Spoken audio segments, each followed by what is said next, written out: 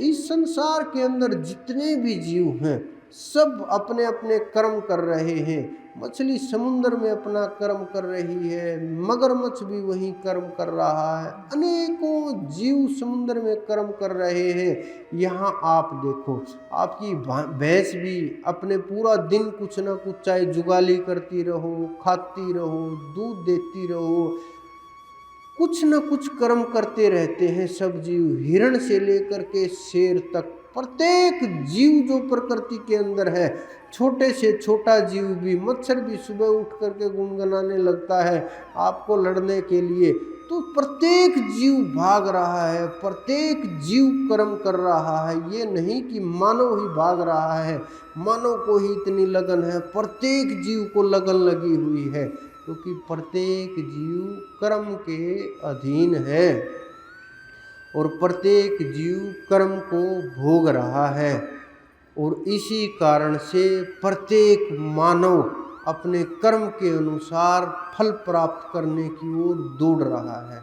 तो किसी किसी जीव के ऊपर वो परमात्मा मेहर करते हैं और उनको जीवन में समर्थ गुरु का दर्शन करा देते हैं। दर्शन का लाभ ऐसे नहीं होता जिस प्रकार से लोग समझते हैं कि गए, दर्शन हुए, लाभ हो जाएगा। क्यों नहीं हुआ?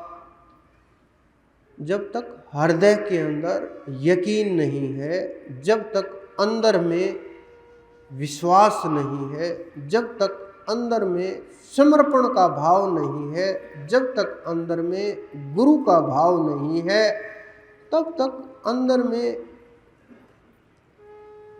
में गुरु कैसे विराजमान हो सकते हैं? संसार में आपको धन देने वाले भी मिल जाएंगे, आपके रोग काटने वाले भी मिल जाएंगे, सामान देने वाले भी मिल जाएंगे, सुख संपत्ति देने वाले भी मिल जाएंगे, संतान देने वाले भी लोग मिल जाएंगे। लेकिन इस संसार के अंदर मुक्ति प्रदान करने वाले गुरु नहीं मिलेंगे आपको। चाहे आप दीपक क्या बड़े बड़े लाइटें उठा करके घूम लेना, इस संसार के अंदर मुक्ति प्रदान करने वाले गुरु नहीं मिलेंगे, मोक्ष देने वाले गुरु नहीं मिलेंगे। क्योंकि गुरु के अंदर इतनी सामर्थ्य होती है कि वो करोड़ों करोड़ जीव को भी एक साथ उठा ले जाते हैं। लेकिन जब उनकी दृष्टि पड़े, कोई जीव योग्य हो, कोई उस मार्ग पर चलने के लिए तैयार हो, तभी।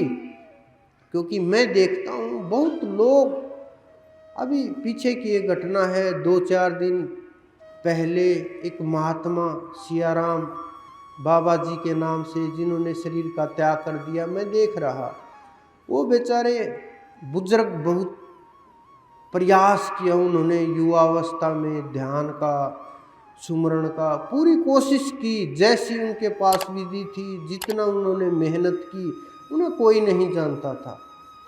फिर क्या हुआ, उन्होंने छोटा सा कुछ दिखाया कि अग्नि जली हाथ से, लोग पीछे घूमने लगे उनके कि बाबा जी आशीर्वाद दे दो, धन हो जाए, कष्ट दूर हो जाए, कृपा हो जाए। धीरे धीरे लोग बढ़ने लगे वहाँ, उनको भजन में बड़ी परेशानी आने लगी, शरीर के ऊपर पट्टियाँ लपेटे रहते, कुछ प्रयास जिस प्रकार से भी करते, चाहे रामचरितमानस पढ़ करके, चाहे ध्यान करके, जैसे भी वो अपने मगन रहते थे। दूर तक चला, ख्याति फैली, धीरे धीरे शरीर रोगी हुआ। मैं देख रहा, वो बोल रहे, किसी ने बोला कि महात्मा जी, बाबा जी आशीर्वाद दीजिए। उन्होंने कहा आशीर्वाद हाथ से नहीं मिलेगा, आशीर्वाद कर्म से मिलेगा। कर्म करो, अपने आप काम हो जाएगा। हम कर्म में ध्यान नहीं रखते, फिर वो धीरे धीरे रोगी हुए। कर्म का भोग भोगना होता है, सबको भोगना है, आपको भी भोगना है, हमें भी भोगना है। अनंत अनंत जन्मों के कर्म पड़े हुए हैं, अगर वो समाप्त नहीं हुए तो हमें भोग भोगना पड़ता है। कर्म का जैसा भी प्रभाव रहा, वो रोगी हुए और शरीर छूट गया। क्या भीड़ लगी फिर शरीर छूटते ही, इतनी भीड़ लग गई, भीड़ को संभालना मुश्किल हो गया।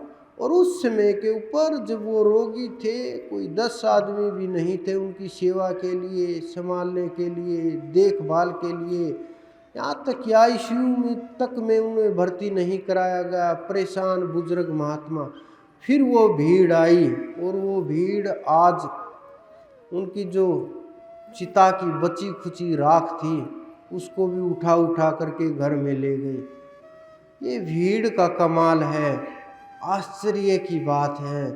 लोग कहाँ फंस गए हैं। जो संत महात्मा हमारे मार्ग दिखाते हैं कर्म का, जो कर्म के बारे में खोल खोल करके समझाते हैं, जो कर्म को आपको समझाते हैं कि कर्म किए बिना कल्याण नहीं हो सकता, हम उनको ना समझ करके, उनके विचारों को ना समझ करके, उनके रास्ते के ऊपर ना चल करके, उनकी ओर न ध्यान करके, उनके शब्दों को ना पकड़ करके हम बस भाग लेते हैं कि जैसे और चल रहे हैं हम भी वैसे ही चलें। तो ये मार्ग सत्य का नहीं है। सत्य का मार्ग वो है जो हमारे संत दिखाते हैं, जो हमारे महापुरुष दिखाते हैं, जो वो गीता जी में जिसका वर्णन किया गया है। क्योंकि गीता जी के अंदर सीधा सीधा प्रत्येक वस्तु का वर्णन किया गया है, प्रत्येक मार्ग का वर्णन किया गया है।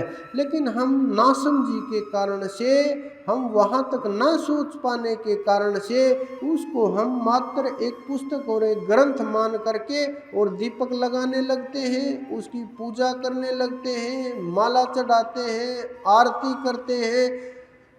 वहाँ ना पूजा करने से कुछ मिलेगा, न उसकी आरती से कुछ मिलेगा, न पुष्प चढ़ाने से कुछ मिलेगा, कुछ भी नहीं मिलेगा, न उसका आगे मस्तक रगड़ने से कुछ मिलेगा।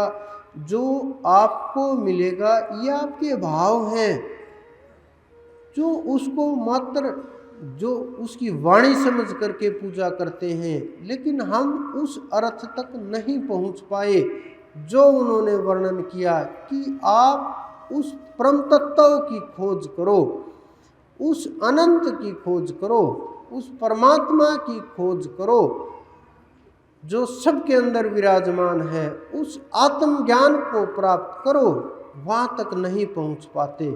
हम इसी प्रकार से इन शरीरों में फंसे रहते हैं और शरीरों में भी इतना गहराई तक फंस जाते हैं कि स्थूल शरीर तक छूटना मुश्किल हो जाता है। सूक्ष्म तो बहुत दूर की बात है, स्थूल ही नहीं छूट पाता। स्थूल शरीर में ही अनेकों अनेक प्रकार के कारण हमने वासनाएं लिपटा रखी हैं, इसको छोड़ते हुए भी हमें बहुत तड़प होती है। लेकिन जिन्होंने नाम प्राप्त किया, जिनके हृदय में गुरु विराजमान हुआ, उन्हें एक पल के लिए भी तकलीफ नहीं होती।